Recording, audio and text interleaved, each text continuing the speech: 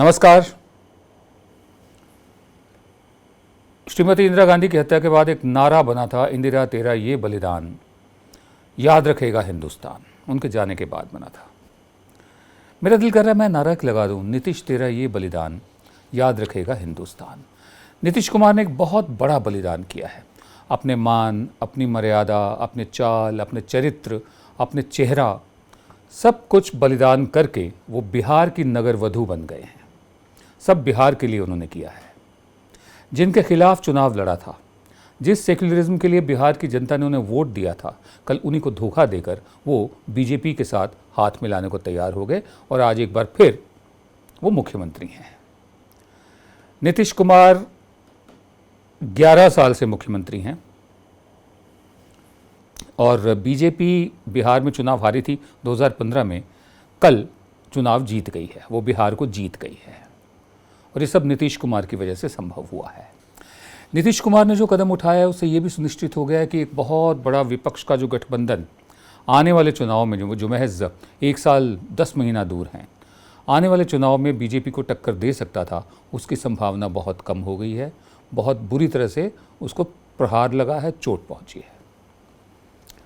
अब इस वक्त प्रधान सेवक नरेंद्र मोदी और बीजेपी अध्यक्ष अमित शाह बहुत खुश हैं, क्योंकि लालू यादव को वैसे भी बांध रहे हैं अलग अलग मुख्तलिफ केसों में, लालू यादव और उसके परिवार को। और ये संदेश दूसरी विपक्षी पार्टियों के लिए भी है, जहाँ जहाँ जिन जिन के पास हराम का पैसा है, कि तुम्हें भी नहीं छोड़ेंगे अगर ज़रूरत पड़ी तो, चुप रहो। कुल मिलाकर एक ऐसी स्थिति बनी है कि नीतीश कुमार ने ठीक वक्त पर पलटी खाई है, आइडियोलॉजिकल यू टर्न लिया है और उन ताकतों से हाथ मिलाया है जिनके खिलाफ वो पहला गठबंधन तोड़कर निकले थे। अंग्रेजी का एक एक्सप्रेशन है कैलिब्रेटेड सिमर। कैलिब्रेशन वो होती है, जैसे मैं आपको बताऊं, जैसे कई दफ़े सड़क पर आप देखते होंगे चाय वाला जो बैठा हुआ है, उसने गैस पर भगोना रख रखा है, पतीला रखा हुआ है चाय का, और वो नॉब से उसको उबालता है, चाय उबल कर ऊपर आती है, फिर वो कम कर देता है, चाय नीचे चली जाती है। तो ये कैलिब्रेटेड सिमर में बीजेपी वाले बड़े माहिर हैं। इन्होंने इस कैलिब्रेटेड सिमर का इस्तेमाल किया राम मंदिर के मामले में, अब इस्तेमाल कर रहे हैं भ्रष्टाचार के मामले में। ये महाराष्ट्र इरिगेशन स्कैम जो था उस पर नहीं कदम उठाएंगे ये सरकार। क्यों? क्योंकि वो एनसीपी उसमें इन्वॉल्व है, शरद पवार की। उमा भारती पर जो मामले हैं उस पर कदम नहीं उठाएंगे। खुद आदित्यनाथ योगी जो मुख्यमंत्री बने उत्तर प्रदेश के, उनके खिलाफ कम से कम नहीं तो 11-12 मामले दर्ज है, उन पर कोई कदम नहीं उठाएंगे। उधर से ईडी और सीबीआई ये साबित करने में लगे हुए हैं कि जो विपक्षी पार्टियां हैं भ्रष्टाचारी सिर्फ उनमें ही बसते हैं। व्यापम पर कोई कदम नहीं उठाएंगे। कुल मिलाकर इस वक्त 2019 की तैयारी चल रही है। जहाँ जहाँ जो राजनीतिक गतिविधि हो रही है वो 2019 के चुनाव को लेकर हो रही है, जिसमें सिर्फ 1 साल 10 महीना रह गया है। नीतीश कुमार ने नमक का फ़र्ज़ अदा किया है, जैसे एक तरह से उन्हें मालूम है कि उनकी जो रोटी है वो किस तरफ से चुपड़ी हुई है। उनका आदर्शवाद, उनका चाल, उनकी चरित्र, चेहरा, इमेज सवाल के दायरे में आ गई है। नीतीश कुमार अब नीतीश कुमार नहीं रहे, वो बिहार की नगर वधू बन गए हैं, जैसे वैशाली की नगर वधू हुआ करती थी। इस सारी समस्या की जड़ दरअसल लालू यादव के पुत्र मोह में है। बेटे का मोह इतना ज़्यादा जागा कि वो समझ नहीं पाए कि क्या करें। अव्वल तो तेजस्वी को उप मुख्यमंत्री बनाना ही नहीं चाहिए था। क्यों? क्योंकि उससे ज़्यादा काबिल बहुत से लोग थे वहाँ पर। दूसरे, एक दफ़े जब संकेत मिले कि ये सब होने जा रहा है, तेजस्वी को खुद इस्तीफ़ा दे देना चाहिए था, ताकि बीजेपी से अगर लड़ना भी है तो वो फिर कभी लड़ा जाए और नीतीश कुमार के पास कोई बहाना ना हो इस महागठबंधन को तोड़ने का। तीसरी तरफ देखिए आप, 15 साल लालू यादव, 11 साल नीतीश कुमार। सन 2005 का नारा था नया बिहार नीतीश कुमार। 15 और 11 आप लगा लीजिए कितने, 26 साल हो गए। 27वां साल चल रहा है जब लालू यादव मुख्यमंत्री बने थे पहली दफ़े अपने 15 साल के कार्यकाल में। तब जो बच्चे पैदा हुए थे आज वो 26-27 साल के होंगे, या जो छोटे छोटे थे वो 30 पार कर चुके होंगे।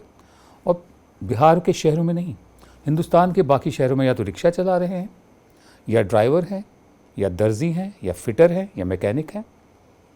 बिहार लालू यादव के बावजूद, नीतीश कुमार के बावजूद अभी भी मनी ऑर्डर इकोनॉमी पर चल रहा है। ना नए उद्योग वहाँ लगे हैं, ना नई नौकरियाँ पैदा हुई हैं। लॉन्ग डिस्टेंस ट्रेन्स चलती हैं क्योंकि रेलवे मंत्रालय बिहार के नेताओं के पास रहा है। बस उन ट्रेन्स में बैठकर मुख्तलिफ शहरों में, दूर दूर के शहरों में, मैं मैंगलोर तक में जाकर देख चुका हूँ। ये लोग बेचारे नौकरी ढूंढने जाते हैं। एक जाता है, एक छोटी खोली लेकर, छोटा कमरा लेकर रहना शुरू करता है। 2 और आ जाते हैं गांव से, वो उसके साथ रहते हैं। फिर धीरे धीरे परिवार आता है। क्यों?